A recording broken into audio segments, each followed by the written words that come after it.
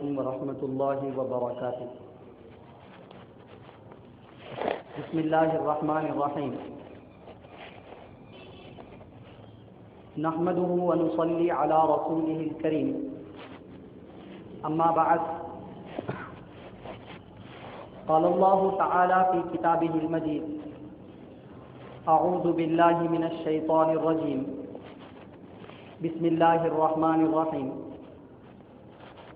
لقد جاءكم رسول من انفسكم، وفي قراءة لقد جاءكم رسول من انفسكم عزيز عليه ما عنتم حريص عليكم بالمؤمنين رؤوف رحيم۔ وعن ابن عباس رضي الله تعالى عنهما أنه جاء إلى النبي صلى الله عليه وسلم فكأنه سمع شيئا، فقام النبي صلى الله عليه وسلم على المنبر فقال: من أنا؟ فقالوا: أنت رسول الله. فقال: أنا محمد بن عبد الله بن عبد المطلب. إن الله خلق الخلق فجعلهم فرقتين، وجعلني في خيرهم فرقة،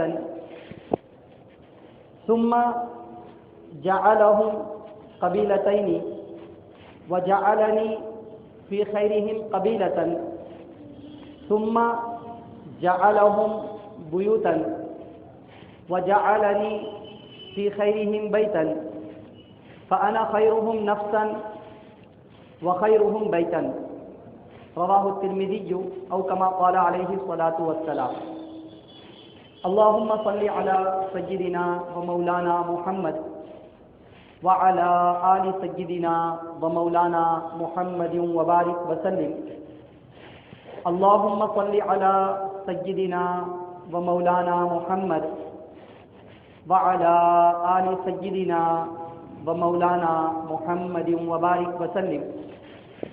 اللهم صل على سيدنا ومولانا محمد وعلى آل سيدنا ومولانا محمد وبارک وسلم۔ آئے دنیا میں بہت پاک مکرم بن کر، آئے دنیا میں بہت پاک مکرم بن کر، پر نہ آیا کوئی رحمت عالم بن کر۔ معزز بزرگوں اور دوستوں، عزیز ساتھیوں اور نوجوان بھائیوں، قرآن کریم میں اللہ رب العزت نے ارشاد فرمایا: لقد جاءکم رسول من انفسکم، اے لوگو، یقیناً تمہارے پاس تم ہی میں سے،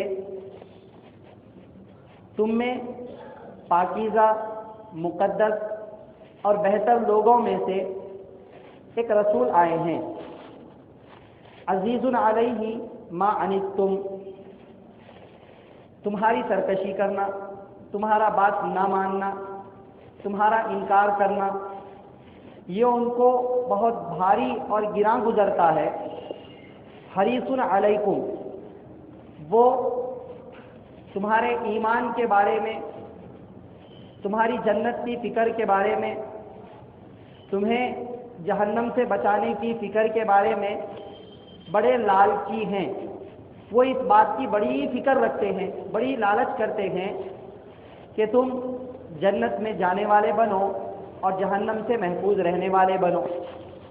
بالمؤمنین رؤوف الرحیم، اور وہ ایمان والوں کے ساتھ بڑے مشفق، بڑے مہربان اور بڑے نرم دل ہیں۔ حضرت عباس رضی اللہ تعالی عنہ سے روایت ہے کہ ایک مرتبہ وہ حضرت نبی کریم صلی اللہ علیہ وسلم کی خدمت اقدس میں پہنچے۔ کہتے ہیں کہ مجھے محسوس ہوا کہ حضرت نبی کریم صلی اللہ علیہ وسلم نے لوگوں کی جانب سے کچھ گفتگو سنی۔ آپ صلی اللہ علیہ وسلم کے بارے میں شان تشنیع یا آپ کے بارے میں کچھ لوگوں نے برا کہا ہوگا، یہ بات آپ کو پہنچی تو آپ صلی اللہ علیہ وسلم ایک مرتبہ منبر شریف پر کھڑے ہوئے اور آپ صلی اللہ علیہ وسلم نے لوگوں سے گفتگو کرتے ہوئے ایک مختصر سا خطبہ دیا۔ آپ صلی اللہ علیہ وسلم نے لوگوں سے پوچھا من انا، میں کون ہوں؟ لوگوں نے کہا انت رسول اللہ، آپ اللہ کے رسول ہیں۔ آپ صلی اللہ علیہ وسلم نے فرمایا انا محمد ابن عبداللہ ابن عبد المطلب، میں محمد ہوں، عبداللہ کا بیٹا ہوں، اور وہ عبداللہ جو عبد المطلب کے بیٹے ہیں، عبد المطلب میرے دادا ہیں۔ پھر آپ صلی اللہ علیہ وسلم نے فرمایا ان اللہ خلق الخلق، اللہ رب العزت نے مخلوق پیدا فرمائی، اللہ تعالی نے انسانوں کو بنایا، فجعلنی فی خیرہم، اور اللہ تعالی نے مجھے سارے انسانوں میں سب سے بہتر لوگوں میں پیدا فرمایا۔ ثم جعلہم فرقتین، پھر اللہ تعالی نے لوگوں کو کچھ عرصے کے بعد، کچھ زمانے کے بعد دو فرقوں میں بانٹ دیا۔ پھر ان دونوں فرقوں میں سے بھی جو سب سے بہتر فرقہ تھا، سب سے بہتر جماعت تھی، اس جماعت میں مجھے پیدا فرمایا۔ فجعلنی فی خیرہم فرقۃ، سب سے بہتر جماعت میں مجھ کو پیدا فرمایا۔ پھر اللہ تعالی نے اس بہتر جماعت میں بھی دو قبیلوں میں ان کو بانٹ دیا۔ پھر ان میں بھی جو بہتر قبیلہ تھا فجعلنی فی خیرہم قبیلۃ، سب سے بہتر قبیلے میں مجھ کو پیدا فرمایا۔ پھر اس بہتر قبیلے کو بھی اللہ رب العزت نے کئی گھروں پر تقسیم کر دیا۔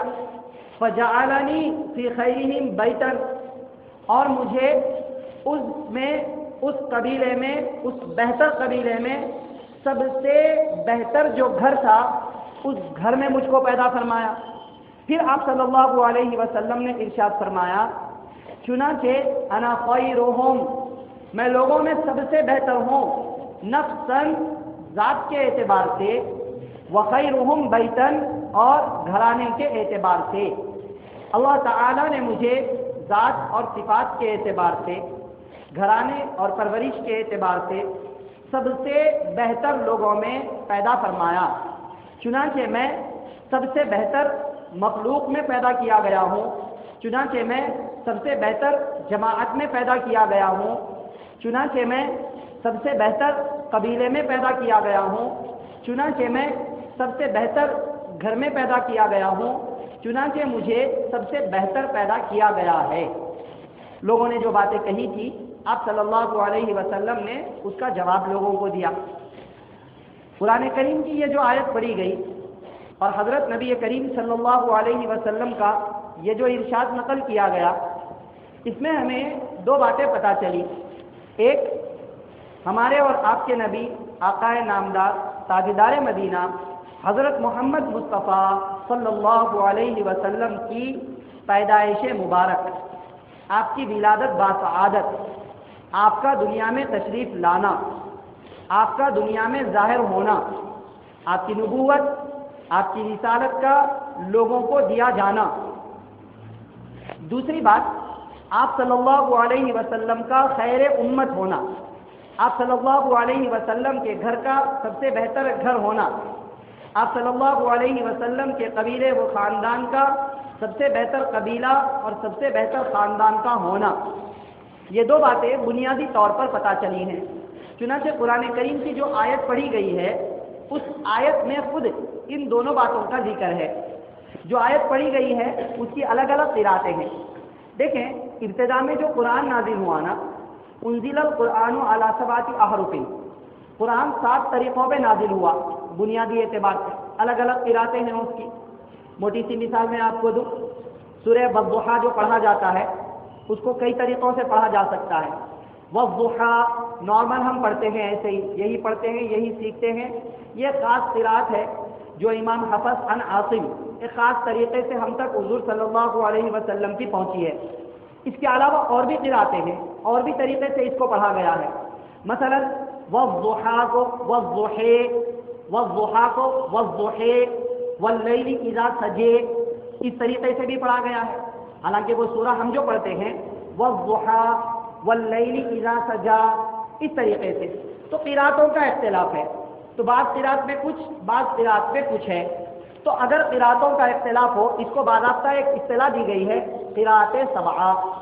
جو لوگ عام طور سے قاری حضرات ہوتے ہیں نا، ویسے تو گرامر کے لحاظ سے ہر قرآن پڑھنے والا قاری ہے، لیکن ایک ورڈ ہے، ایک خاص لفظ ہے، ایک خاص اصطلاح ہے قاری.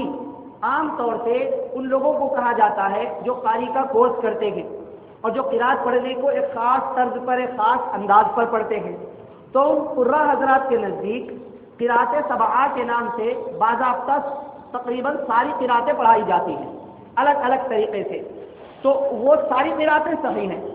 ان قراتوں میں سے دو قرات اس آیت کے بارے میں ہیں. ایک جو ہم قرآن میں پڑھتے ہیں، جو ہمارے قرآن میں لکھا ہوا ہے، لقد جاءکم رسول من انفسکم، فا پر پیش، لقد جاءکم رسول من انفسکم. اس اعتبار سے اس کا ترجمہ اور مطلب ہوتا ہے تحقیق کے اے لوگوں تمہارے پاس تم ہی میں سے ایک، انفس مانے جان، تم سب، تم ہی میں سے ایک ذات کو ہم نے رسول بنا کر کے مبعوث کیا ہے. فا پر پیش پڑھو تو یہ مطلب ہے. اور دوسری قرات ہے فا پر زبر کے ساتھ. چنانچہ حضرت انس رضی اللہ تعالی عنہ نے اس کو اسی طریقے سے پڑھا ہے. روایت میں آتا ہے کہ ابن مردویہ نے اس روایت کو نقل کیا ہے کہ حضرت نبی کریم صلی اللہ علیہ وسلم نے اس آیت کو یوں بھی پڑھا ہے، لقد جاءکم رسول من انفسکم، مطلب پا پر پیش کے بجائے پا پر زبر پڑا ہے. اس صورت میں ترجمہ یہ ہوتا ہے تمہارے پاس یقیناً ایک رسول آئے ہیں جو تم میں سب سے بہتر لوگوں میں آئے ہیں، جو تم میں سب سے پاکیزہ اور مقدس لوگوں میں آئے ہیں، خاندان کے اعتبار سے، حسب نسب کے اعتبار سے. چنانچہ آپ صلی اللہ علیہ وسلم نے یہ آیت فا کے زبر کے ساتھ پڑھ کر کے فرمایا کہ لیس فی آبائی من لدن آدم، لیس فی آبائی من لدن آدم سفاح کلنا نکاح. فرمایا آپ صلی اللہ علیہ وسلم نے کہ میرے آبا و اجداد میں، میرے باپ، ان کے دادا، ان کے ابا، ان کے اوپر تک حضرت آدم علیہ السلام تک حضور جس لائن سے مبعوث ہوئے ہیں، حضور صلی اللہ علیہ وسلم جس سلسلہ نسب سے مبعوث ہوئے ہیں، اس پورے سلسلہ نسب میں آپ کے آبا و اجداد میں آپ فرماتے ہیں کوئی بھی زناکاری کرنے والا، بدکاری کرنے والا، فحاشی اور عریانیت کرنے والا بالکل نہیں رہا. کلنا نکاح، سب کے سب اپنی عفت اور پاکدامنی کے لیے نکاح کے سلسلے سے آئے ہیں. میرے آبا و اجداد میں، میرے سلسلے نسب میں کوئی بھی برا کام کرنے والا نہیں. کیوں؟ اللہ نے پہلے ہی فرما دیا من انفسکم، تم میں جو پاکیزہ لوگ ہیں، ویسے خاندان، ویسے قبیلے، ویسے گھرانے میں ہم حضرت نبی کریم صلی اللہ علیہ وسلم کو پیدا کرنے والے ہیں. چنانچہ حضرت عبداللہ بن عباس رضی اللہ تعالی عنہ جو مفسر قرآن کہے جاتے ہیں، اللہ کے نبی صلی اللہ علیہ وسلم نے ان کو خصوصی دعائیں عطا فرمائی ہیں اور آپ کو مفسر قرآن کا لقب صحابہ کرام کے زمانے سے ملا ہے. آپ خود بھی اس قرات کو اس طریقے پر پڑھتے ہیں. کہتے ہیں یہ آیت لقد جاءکم من رسول من انفسکم، یہ قرات ہے فا کے پیش سے، اور ایک قرات من انفسکم بھی ہے، اور اس کا مطلب یہی ہے کہ خاندان کے اعتبار سے، فضیلت اور شرافت کے اعتبار سے جو گھرانہ ہے، اس گھرانے میں حضور اکرم صلی اللہ علیہ وسلم کو پیدا فرمایا گیا. یہی بات ہمیں قرآن کی اس آیت سے اور اس قرات سے بھی پتہ چلی، اور جو حدیث سنائی گئی اس حدیث میں بھی آپ صلی اللہ علیہ وسلم نے باضابطہ وضاحت کے ساتھ اسی بات کو ذکر فرمایا. چنانچہ یہ بات طے ہو گئی کہ حضرت نبی کریم صلی اللہ علیہ وسلم کے لیے جو گھرانہ منتخب کیا گیا، جو قبیلہ منتخب کیا گیا، جو خاندان منتخب کیا گیا، اور جس جماعت کو منتخب کیا گیا، جس سلسلے نسب کو منتخب کیا گیا، وہ یقیناً پاکیزہ ہیں. بلکہ اللہ تعالیٰ کا یہ دستور رہا ہے کہ اللہ رب العزت نے جتنے نبیوں اور رسولوں کو مبعوث فرمایا ہے، ان کا جو سلسلہ نسب ہوتا ہے، ان کا جو گھرانہ، خاندان اور قبیلہ ہوتا ہے، وہ اس طرح کی بے حیائی اور برائی کی باتوں سے محفوظ اور پاک صاف ہوتا ہے۔ کبھی کسی قوم نے کسی نبی پر نسب کے اعتبار سے، ان کے خاندان کے اعتبار سے تہمت نہیں لگائی، کبھی کسی قوم نے کسی نبی اور کسی رسول پر اس طرح کے الزام نہیں لگائے۔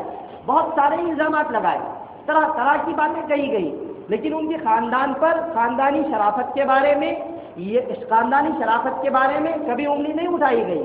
بدکاری یا زناکاری کا الزام ان کے خاندان، ان کے آبا و اجداد پر کبھی نہیں لگایا گیا۔ جب عام نبیوں کو اللہ رب العزت نے اس طرح مقدس طریقے پر پیدا فرمایا ہے، تو ہمارے اور آپ کے نبی آقا نامدار تاجدار مدینہ حضرت محمد مصطفیٰ صلی اللہ علیہ وسلم، جن کی نبوت و رسالت اس وقت سے طے کر دی گئی تھی جبکہ حضرت آدم علیہ السلام ابھی پیدا فرمائے جا رہے تھے، اور ہمیشہ کے لیے آپ کی نبوت طے کر دی گئی تھی، آپ کو اللہ رب العزت نے یقیناً ایسے معزز، مکرم، پاکیزہ اور مقدس خاندان اور گھرانے میں یقینی طور پر پیدا فرمایا۔ ہاں، ایک قوم البتہ ایسی تھی جس نے حضرت عیسیٰ علیہ السلام کی والدہ حضرت مریم رضی اللہ تعالی عنہا کے اوپر تہمت لگائی تھی، لیکن اللہ رب العزت نے اس کا جواب تفصیلی طور پر ان کے زمانے میں بھی دے دیا، اور قرآن کریم میں بھی باضابطہ اس کے تعلق سے اللہ رب العزت نے آیتیں نازل فرما دی۔ گویا کہ ان کا جواب اللہ رب العزت نے خود ہی دے دیا، یہ طے کر دیا، یہ واضح فرما دیا کہ انبیاء اور رسول خاندانی اعتبار سے شریف اور معزز گھرانے کے ہوتے ہیں۔ ہمارے حضرت نبی کریم صلی اللہ علیہ وسلم کو بھی ایسے ہی گھرانے میں پیدا فرمایا گیا۔ ایک مرتبہ جب ابو سفیان کی ملاقات قیصر روم سے ہوئی تھی، روم کے بادشاہ سے ہوئی تھی، تو اس وقت ان دونوں کی گفتگو ہوئی۔ اس گفتگو کے دوران قیصر روم کے بادشاہ نے ابو سفیان سے پوچھا حضرت نبی کریم صلی اللہ علیہ وسلم کے نسب کے بارے میں، آپ کے خاندان کے بارے میں پوچھا، کیف نسبہ فیکم، ان کا خاندان، ان کا گھرانہ، ان کا سلسلہ نسب تمہارے درمیان میں کیسا ہے، تم ان کو خاندانی اعتبار سے کیسا سمجھتے ہو؟ ابو سفیان نے کہا ہوا فینا ذو نسب، وہ ہمارے درمیان میں بڑے ہی اونچے نسب والے ہیں، ہوا فی حسب ما لا یفضل علیہ احد، وہ ایسے مقام و مرتبے والے ہیں خاندانی اعتبار سے کہ اتنا مقام پورے قبیلہ قریش میں، پورے مکہ میں کسی اور کو اتنا مقام حاصل نہیں ہے۔ پھر اس بادشاہ نے کہا ہذہ آیۃ وکذالک الرسل تبعث فی احساب قومہا، یہ علامت ہے ان کے نبی ہونے کی، یہ علامت ہے ان کے نبی ہونے کی، کیونکہ نبیوں اور رسولوں کو اسی طریقے پر معزز اور شریف گھرانے میں پیدا کیا جاتا ہے۔ آپ کو بھی ایک معزز اور شریف گھرانے میں پیدا کیا گیا ہے۔ اس واقعے سے بھی ہمیں یہی بات پتہ چلی کہ حضرت نبی کریم صلی اللہ علیہ وسلم کا خاندان، آپ کا قبیلہ، آپ کا گھرانہ اس طرح کے بے حیائی کے الزامات، بدکاریوں وغیرہ سے بالکل محفوظ اور مامون تھا۔ چنانچہ آپ کو ایک مقدس سلسلہ نسب میں پیدا فرمایا گیا۔ حضرت نبی کریم صلی اللہ علیہ وسلم کا سلسلہ نسب، آپ کا سلسلہ نسب ایک طویل ہے۔ آپ صلی اللہ علیہ وسلم کا سلسلہ نسب آپ کے والد محترم سے لے کر کے پورا حضرت آدم علیہ السلام تک پہنچتا ہے کہ یہ ان کے بیٹے، وہ ان کے بیٹے، وہ ان کے بیٹے، اس طریقے پر۔ لیکن ایک جگہ پر جا کر کے آپ کا سلسلہ نسب اکثر و بیشتر تاریخ کی کتابوں میں رک جاتا ہے۔ عدنان ایک نام ہے جو ابھی ہم آپ کو بتلائیں گے، وہاں تک جا کر کے رک جاتا ہے۔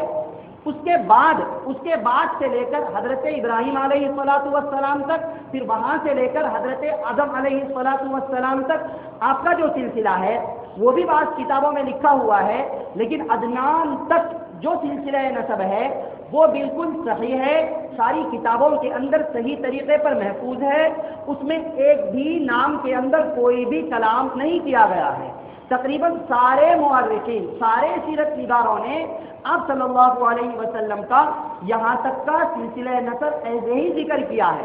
اس کے بعد سے حضرت آدم علیہ السلام تک کچھ ناموں میں اختلاف ہے، کچھ کمی بیشی ہے، کچھ اونچ نیچ ہے، کہیں کچھ ہے، لیکن یہاں تک بالکل محفوظ ہے۔ عام طور سے یہاں تک آپ کا سلسلہ نسب بتلایا جاتا ہے۔ حضرت نبی کریم صلی اللہ علیہ وسلم کا سلسلہ نسب، آپ کا نام نامی اس میں گرامی محمد، اور آپ کے والد ماجد کا نام عبداللہ، آپ کا سلسلہ نسب اس طریقے پر ہے: محمد بن عبداللہ بن عبد المطلب بن ہاشم بن عبد مناف بن قصی بن کلاب بن مرہ بن کعب بن لوئی بن غالب بن فہر بن مالک بن نضر بن کنانہ بن خزیمہ بن مدرکہ بن الیاس بن مضر بن نزار بن معد بن عدنان، یہاں تک سلسلہ کہ یہ فلاں کے بیٹے، یہ فلاں کے بیٹے، یہ فلاں کے بیٹے، عدنان تک سلسلہ بالکل صحیح طور پر محفوظ ہے۔ اس کے بعد بھی کتابوں میں لکھا ہوا ہے ایک لمبا سلسلہ جو حضرت آدم علیہ السلام تک پہنچتا ہے۔ آپ کا سلسلہ نسب والد ماجد کی جانب سے یہ تھا، اور یہ پورا سلسلہ نسب الحمدللہ بڑا معزز، بڑا پاکیزہ، بڑا شریف گھرانے والا یہ سلسلہ سمجھا جاتا تھا اس وقت عرب میں بھی، اور یقینی طور پر تھا۔ آپ کا سلسلہ نسب والدہ ماجدہ کی جانب سے، وہاں آپ کے جو والد محترم کا جو سلسلہ نسب ہے نہیں، اس میں جو ناموں کی ایک لسٹ ہے، جو چین ہے، اس میں ایک نام ہے کلاب، وہاں جا کر کے آپ کی والدہ کا بھی سلسلہ مل جاتا ہے۔ چنانچہ آپ کا سلسلہ نسب والدہ محترمہ کی جانب سے یہ ہے: محمد بن آمنہ، محمد آمنہ کے بیٹے، محمد بن آمنہ، پھر آمنہ کون؟ آمنہ بنت وہب، پھر وہب بن عبد مناف بن زہرہ بن کلاب بن مرہ، یہاں تک یہ کلاب اور مرہ میں جا کر کے آپ کا سلسلہ نسب اوپر مل جاتا ہے۔ پھر کلاب سے عدنان تک کا سلسلہ وہی ہے جو ابھی والد کے سلسلے میں بتلایا گیا۔ تو آپ صلی اللہ علیہ وسلم کا یہ سلسلہ نسب ہے والد محترم کی جانب سے اور والدہ محترمہ کی جانب سے، یہ پورا کا پورا گھرانہ معزز۔ آپ کے گھرانے میں، آپ کے سلسلہ نسب میں یوں تو پورے کے پورے قابل ذکر ہیں، لیکن ان میں سے جو معد ہیں، عدنان سے پہلے والے جو عدنان کے بیٹے ہیں، ان کے بارے میں لکھا ہوا ہے کتابوں میں کہ امام طبری رحمۃ اللہ علیہ فرماتے ہیں کہ معد بن عدنان بخت نصر کے زمانے میں ایک بڑا بادشاہ گزرا تھا، ظالم بادشاہ۔ دنیا پر کئی لوگوں نے حکومت کی، پوری دنیا کے اوپر تقریباً 4 لوگوں کی حکومت ہوئی، ان میں سے 2 کافر تھے اور ان میں سے 2 مسلمان تھے۔ کافروں میں ایک بخت نصر ایک ظالم بادشاہ تھا، اس نے پوری دنیا کے اوپر حکومت اور سلطنت کی تھی۔ اسی طریقے سے ایک اور بادشاہ کافروں میں ہوا تھا جس نے پوری دنیا کے اوپر سلطنت اور حکومت کی تھی۔ اور مسلمانوں میں، ایمان والوں میں حضرت سلیمان علیہ السلام اور حضرت ذوالقرنین علیہ السلام، انہوں نے پوری دنیا کے اوپر حکومت کی تھی۔ تو بخت نصر یہ بھی ان لوگوں میں سے تھا جس نے پوری دنیا کے اوپر حکومت کی تھی اس زمانے کے حساب سے۔ تو اس وقت آپ کے اجداد میں جو معد تھے ان کی عمر 12 سال کی تھی، اور اس وقت وہ بڑا ظلم لوگوں پر ڈھا رہا تھا۔ جو اس وقت کے نبی تھے حضرت ارمیہ علیہ السلام، اللہ رب العزت نے ان کی طرف وحی فرمائی اور کہا کہ دیکھو بخت نصر کو اطلاع کر دو کہ ہم اس کو عرب کے اوپر تسلط دیتے ہیں، پھر آپ معد بن عدنان کو لے کر کے اپنے ساتھ براق پر سوار کر کے یہاں سے آپ ملک شام کی طرف میں تشریف لے جائیں۔ کیوں؟ فرمایا اللہ رب العزت نے ان سے فَإِنِّي مُسْتَخْرِجٌ مِّن صُلْبِهِ نَبِيًّا كَرِيمًا أَخْتِمُ بِهِ الرُّسُلَ، فرمایا کیونکہ میں ان کی نسل میں سے، کیونکہ میں ان کی ذریت میں سے ایک شریف اور معزز نبی کو پیدا کرنے والا ہوں، ظاہر کرنے والا ہوں، جن کے اوپر نبوت و رسالت کا سلسلہ ختم ہونے والا ہے۔ خاتم الانبیاء اور خاتم الرسول کو ہم ان کے سلسلے میں پیدا فرمانے والے ہیں۔ چنانچہ حضرت ارمیہ علیہ السلام انہیں لے کر کے ملک شام تشریف لے گئے۔ اب ملک شام میں اس وقت میں بہت ساری قومیں آباد تھی، خاص طور سے یہود وغیرہ، تو یہ ایسی جگہ پر جا کر کے آباد ہوئے جو پہلے سے ایک معزز جگہ شمار کی جاتی تھی۔ اب یہاں سے جو آپ کا سلسلہ نسب تھا پورے طور پر محفوظ رہا، کیونکہ اس زمانے میں لوگ بھی بڑے علم والے تھے اس علاقے میں، اور یہ بھی بڑے شریف گھرانے سے تھے۔ تو اب اس کے بعد سب آپ کا سلسلہ نسب پورے طور پر یقینی طور پر محفوظ رہا۔ تو یوں آپ صلی اللہ علیہ وسلم کو ایک معزز گھرانے کے اندر اور معزز سلسلہ نسب میں پیدا فرمایا گیا۔ پھر اس سلسلے نسب میں بھی آپ کو قبیلوں کے اعتبار سے قبیلہ قریش میں پیدا فرمایا گیا۔ قبیلہ قریش کا نام قریش کیوں پڑا؟ اس قبیلے کو قریش کا نام کیوں دیا گیا؟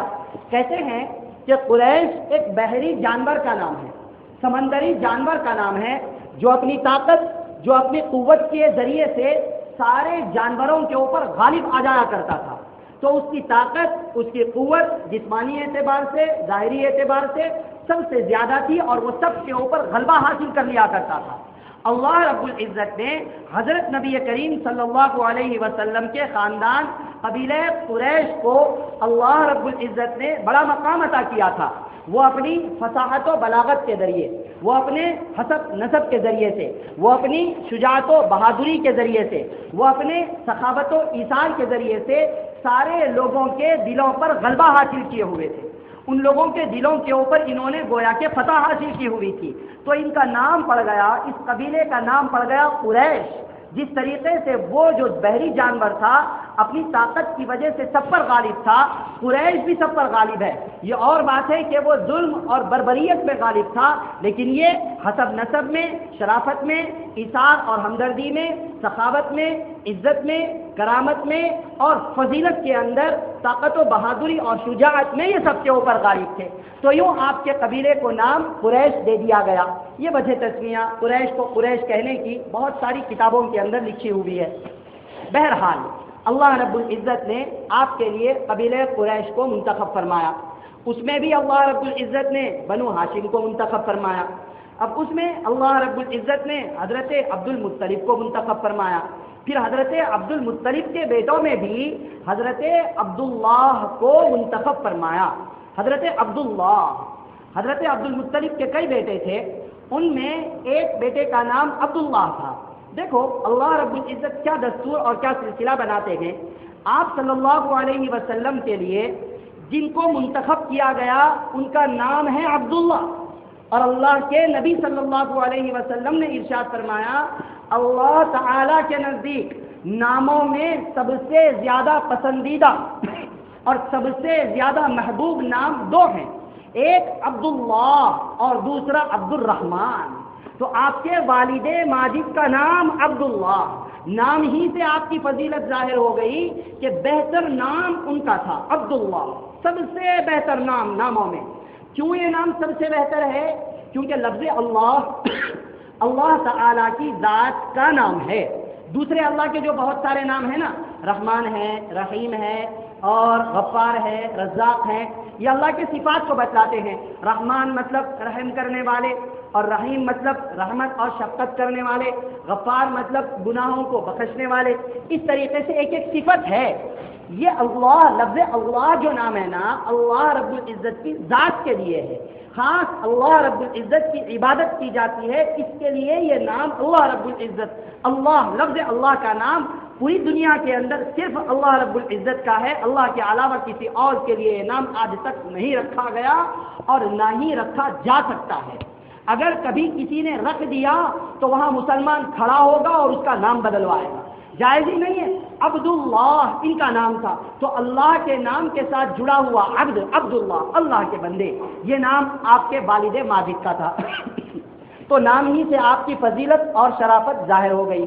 آپ کا نکاح قبیلہ زہرہ، اس زمانے میں قبیلوں کا ایک عام دستور، عام سلسلہ تھا، اس میں حضرت نبی کریم صلی اللہ علیہ وسلم کی والدہ محترمہ حضرت آمنہ، قبیلہ زہرہ میں سے حضرت آمنہ کو منتخب کیا گیا۔ حضرت آمنہ سے آپ کے والد ماجد کا نکاح ہوا۔ جب آپ کے دادا حضرت عبد المطلب آپ کو، یعنی حضرت آپ صلی اللہ علیہ وسلم کے والد ماجد حضرت عبداللہ کو نکاح کے لیے لے جا رہے تھے، دونوں جا رہے تھے نکاح کے لیے۔ اس میں ہم غور کریں، نکاح زمانے جاہلیت میں بھی کتنا آسان تھا۔ نکاح کرنے کے لیے بس دونوں جا رہے ہیں، کوئی تیسرا ہے ہی نہیں ساتھ میں۔ زمانے جاہلیت کا یہ حال ہے۔ آج ہم مسلمان ہیں، آج ہمارے پاس سب سے بہتر دین، سب سے بہتر مذہب ہے، سب سے بہتر اخلاق ہیں، سب سے بہتر نبی کی تعلیمات ہیں، سب سے بہتر امت میں ہمارا شمار ہوتا ہے، لیکن ہمارے نکاح کے معاملات کیسے ہیں؟ نکاح تو نکاح سے پہلے اتنے قیودات اور اتنی تنگیاں اور اتنے مشقتیں ہم نے ڈال لی ہیں، جس کی وجہ سے نکاح کو ہم نے مشکل بنا دیا۔ زمانے جاہلیت کا حال ہے، پھر ایسا ویسا نہیں، حضرت عبد المطلب کوئی معمولی خاندان سے نہیں تھے، بڑے خاندان سے تھے، اور جس خاندان میں نکاح ہو رہا تھا وہ خاندان بھی کوئی معمولی نہیں تھا، وہ بھی بڑا خاندان تھا۔ ویسے خاندان میں لے کر کے جا رہے ہیں، مگر دونوں حضرت عبد المطلب جب آپ کے والد ماجد حضرت عبداللہ کو لے جا رہے تھے تو راستے میں ایک یہودیہ عورت سے ملاقات ہوئی۔ وہ یہودیہ عورت تورات سے بھی واقف تھی اور انجیل بھی وہ اچھی طریقے پر پڑھی ہوئی تھی، تو اس نے آپ کے والد ماجد حضرت عبداللہ کو دیکھا اور آپ کے اندر اس نے نور نبوت کو پہچان لیا۔ وہ تورات اور انجیل پڑھی ہوئی تھی۔ اس نے حضرت عبداللہ سے کہا آپ ایک رات کے لیے میرے پاس ٹھہر جائیں، قربان جائیں۔ حضرت عبداللہ نے جواب دیا اشعار کہتے ہوئے، اما الحرام فالممات دونہ، اما الحرام فالممات دونہ والفعل لا يحل فاستبینہ فکیف بالامر الذی تبغینہ یحمل الکریم عرضہ ودینہ۔ کہنے لگے اما الحرام فالممات دونہ، جس حرام کام کی طرف تم مجھے بلا رہی ہو اس سے پہلے موت ہے اور موت اس سے زیادہ بہتر ہے۔ والفعل لا يحل فاستبینہ، جس کام کی طرف تم بلا رہی ہو وہ حلال نہیں ہے کہ اس کام کو میں کروں، حلال ہوتا تو الگ بات تھی، وہ حرام کام ہے، حرام کام کی طرف تم بلا رہی ہو میں اسے کیسے کر سکتا ہوں۔ فکیف بالامر الذی تبغینہ، جو تم چاہتی ہو وہ کیسے پورا ہو سکتا ہے، کوئی صورت ہی نہیں ہے پورا ہونے کی، کیونکہ یحمل کریم عرضہ ودینہ، جو شریف ہوتا ہے جو کریم ہوتا ہے وہ اپنی عزت کو اور اپنے دین کو بچاتا ہے، میں یہ گناہ نہیں کر سکتا۔ اب اس کے بعد وہ آگے بڑھ گئے اور وہاں پہنچے، نکاح ہوا، کچھ دن وہاں پر رہے۔ واپسی میں جب وہیں سے آ رہے تھے تو وہ عورت یہودیہ دوبارہ ملی اور اس نے پوچھا کہ آپ اتنے دن کہاں رہے؟ تو آپ نے کہا کہ میں نے نکاح کر لیا ہے اور کچھ دن وہاں رہ کر کے میں وہاں سے لوٹ رہا ہوں۔ تو اس یہودیہ عورت نے کہا کہ معاذ اللہ، اللہ کی پناہ، میرا ارادہ کوئی گناہ کرنے کا نہیں تھا، لیکن میں نے آپ کے پیشانی میں ایک نور نبوت دیکھا تھا، میں یہ چاہتی تھی کہ وہ نور نبوت میری نسل کے اندر منتقل ہو جائے، لیکن اللہ کو جہاں پہنچانا منظور تھا وہ وہاں پر پہنچ گیا۔ حضرت عبداللہ، حضرت آمینہ، ان لوگوں کے ذریعے سے اللہ رب العزت نے ہمارے اور آپ کے نبی آقا نامدار تاجدار مدینہ حضرت محمد مصطفیٰ صلی اللہ علیہ وسلم کو وجود عطا فرمایا۔ آپ صلی اللہ علیہ وسلم، اب حضرت عبداللہ ایک مرتبہ وہ تجارت کی غرض سے ملک شام گئے ہوئے تھے، راستے میں بیمار ہو گئے، بیماری بڑھ گئی تو واپس ہوتے ہوئے وہ مدینہ منورہ میں ٹھہر گئے۔ اب قافلہ واپس آ گیا، حضرت عبد المطلب نے پوچھا کہ بھائی عبداللہ کا کیا ہوا، عبداللہ نظر نہیں آ رہے ہیں، وہ کہاں ہیں؟ تو قافلے والوں نے کہا کہ ان کی طبیعت خراب ہو گئی تھی، اس لیے وہ اپنے نانی حال۔ دیکھیں عجیب اتفاق ہے یا عجیب اللہ رب العزت کی جانب سے طے شدہ بات ہے، حضرت عبداللہ آپ کا نانی حال، حضرت عبداللہ نے آپ کے والد ماجد کا نانی حال، وہ بھی مدینہ منورہ میں، اور آپ صلی اللہ علیہ وسلم کا نانی حال وہ بھی مدینہ منورہ میں۔ حضرت عبداللہ کا نانی حال نانا نانی کی طرف سے جو خاندان تھا وہ مدینہ منورہ کا تھا، اور آپ صلی اللہ علیہ وسلم کا نانی حال یعنی حضرت آمنہ کی طرف سے جو تھا وہ بھی مدینہ منورہ کا تھا۔ تو بہرحال وہ اپنے نانی حال بنو نجار میں ٹھہر گئے ہیں۔ حضرت عبد المطلب نے اپنے بیٹے، بڑے بیٹے، اپنے ایک بیٹے حضرت حارث، ان کو روانہ کیا کہ جاؤ جاؤ جلدی ان کو لے کر کے آؤ۔ اب وہ وہاں پہنچنے تک پتہ چلا کہ حضرت عبداللہ کا انتقال ہو چکا ہے، اور جب یہاں پر ادھر خبر ملی کہ حضرت نبی کریم صلی اللہ علیہ وسلم حضرت آمنہ کے بطن مبارک میں تشریف لا چکے ہیں، اب آگے اور باتیں ہوئیں۔ اب یہ آپ صلی اللہ علیہ وسلم کی پیدائش سے تقریباً 50-55 روز پہلے ایک اور واقعہ دنیا کے اندر عجیب و غریب رونما ہوا، واقعہ اصحاب فیل۔ الم تر کیف فعل ربک باصحاب الفیل الم یجعل کیدہم فی تضلیل وارسل علیہم طیرا ابابیل ترمیہم بحجارۃ من سجیل فجعلہم کعصف مأکول۔ اس پورے سورے کے اندر اس واقعے کی جانب میں اشارہ کیا گیا ہے، واقعہ اصحاب فیل۔ آپ صلی اللہ علیہ وسلم کی پیدائش مبارک سے تقریباً 50 یا 55 روز پہلے یہ واقعہ پیش آیا۔ واقعہ کیا ہوا تھا؟ نجاشی شاہ حبشہ کا بادشاہ نجاشی جو تھا اس زمانے میں، اس کی جانب سے یمن کے علاقے میں ایک حاکم، ایک گورنر متعین کیا گیا تھا جس کا نام تھا ابرہہ۔ ابرہہ نے دیکھا کہ عرب کے لوگ ایک خاص گھر، ایک خاص مکان کی عبادت کرتے ہیں جسے کعبۃ اللہ کہا جاتا ہے، تو اس نے سوچا کہ میں بھی ایک اپنا عبادت خانہ بناتا ہوں عیسائیوں کے لیے جو بہت خوبصورت اور بہت مزین ہو، اور عرب کے لوگ اس سادہ سے گھر کو چھوڑ کر کے اس گھر کی طرف رخ کرے اور اس جانب میں رخ کر کے عبادت کرنے لگے۔ اس غرض سے اس نے ایک ظاہری اعتبار سے نہایت خوشنما، نہایت خوبصورت ایسے ہی کعبۃ اللہ کی شکل میں اس نے ایک عبادت خانہ اور ایک گرجا ان کی عبادت کے اعتبار سے بنایا۔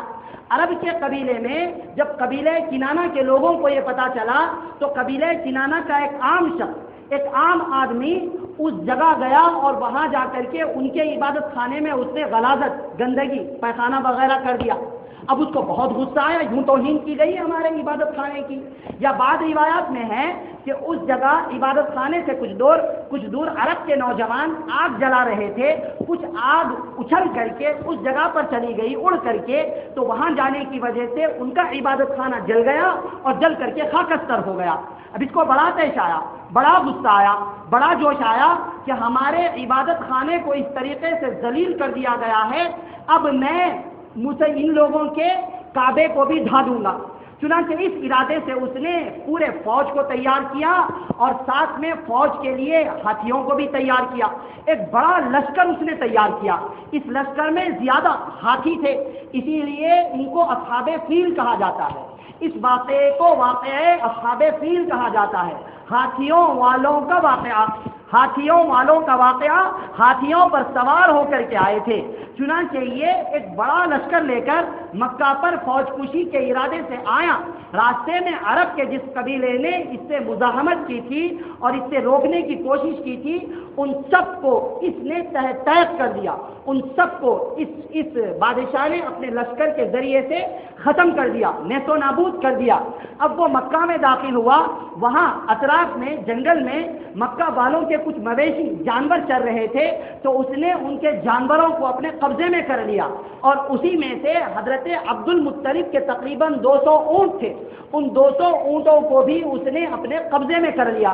ادھر حضرت عبد المطلب کو پتا چلا کہ یوں ابرہہ بادشاہ مکہ پر، کعبۃ اللہ پر فوج کشی اور حملے کے ارادے سے ہاتھیوں کا لشکر لے کر کے آیا ہوا ہے، تو حضرت عبد المطلب نے کہا کہ دیکھو اس کو آنے دو، مکہ کو اس کے لیے خالی کر دو، کیونکہ کعبۃ اللہ کی حفاظت اللہ رب العزت فرمائیں گے، کوئی کعبۃ اللہ کو منہدم نہیں کر سکتا ہے۔ چنانچہ یہاں تسلی دے کر کے یہ اپنے ساتھ کچھ لوگوں کو لے کر اس بادشاہ کے پاس پہنچے۔ جیسے ہی وہ وہاں پہنچے، اللہ رب العزت نے حضرت عبد المطلب کو اتنا وقار عطا کیا تھا، آپ کی خوبصورتی، آپ کا ہیبت، آپ کا رعب، آپ کا دبدبا لوگوں پر کچھ ایسا چھا جاتا تھا کہ لوگ دیکھ کر آپ کو اپنی نگاہیں نیچے جھکا دیا کرتے تھے۔ جیسے ہی آپ اس کے پاس پہنچے تو بادشاہ ان سے بہت مرعوب ہوا، چاہتا تو یہ تھا کہ ان کو اپنے بازو تخت پر بٹھائے، لیکن بادشاہانہ شان اس کے خلاف نظر آئی، تو اس نے ان کو اپنے بازو تو تخت پر تو نہیں بٹھایا، لیکن ان کے استقبال میں یہ خود تخت پر سے اتر گیا اور زمین پر ان کو اپنے ساتھ لے کر کے بیٹھ گیا۔ بات ہونے لگی، بات کے دوران حضرت عبد المطلب نے کہا کہ میرے جو 200 اونٹ آپ نے لیے ہیں وہ میرے حوالے کر دو۔ بادشاہ کو بڑا تعجب ہوا، ہم تمہارے عبادت خانے کو منہدم کرنے کے لیے آئے ہیں، تم عبادت خانے کی فکر کرنے کے بجائے، کعبے کی فکر کرنے کے بجائے اپنے مال اور اپنے اونٹوں کی فکر کرتے ہو، کیا تمہیں کعبے کی عظمت نہیں ہے؟ کیا تمہیں کعبے کا احترام نہیں ہے؟ حضرت عبد المطلب نے جواب دیا، انا رب الابل، میں اونٹوں کا مالک ہوں، میں اس کی حفاظت کروں گا، وللبیت رب سیمنعہ، کعبۃ اللہ کا رب کوئی اور ہے، وہ اس کی حفاظت کر لے گا، مجھے اس کی حفاظت کرنے کی ضرورت نہیں ہے، وہ اس کی حفاظت کر لے گا۔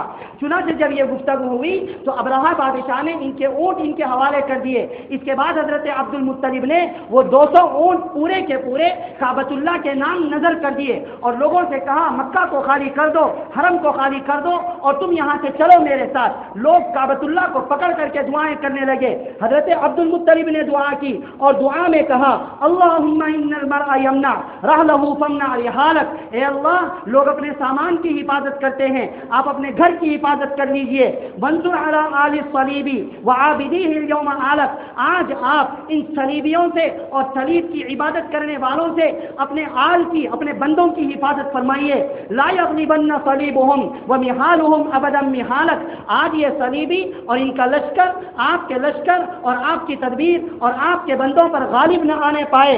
جروا جمیع بلادہم والفیل کی یسبو عیالک، آج یہ اپنے پورے شہر کو لے کر اور پورے ہاتھیوں کو لے کر آپ کی اہل و آپ کی عیال، آپ کے بندے، آپ کی مخلوق کے اوپر حملہ کرنے کے لیے آیا ہوا ہے. اے اللہ، ان کو کچھ بھی پتہ نہیں ہے.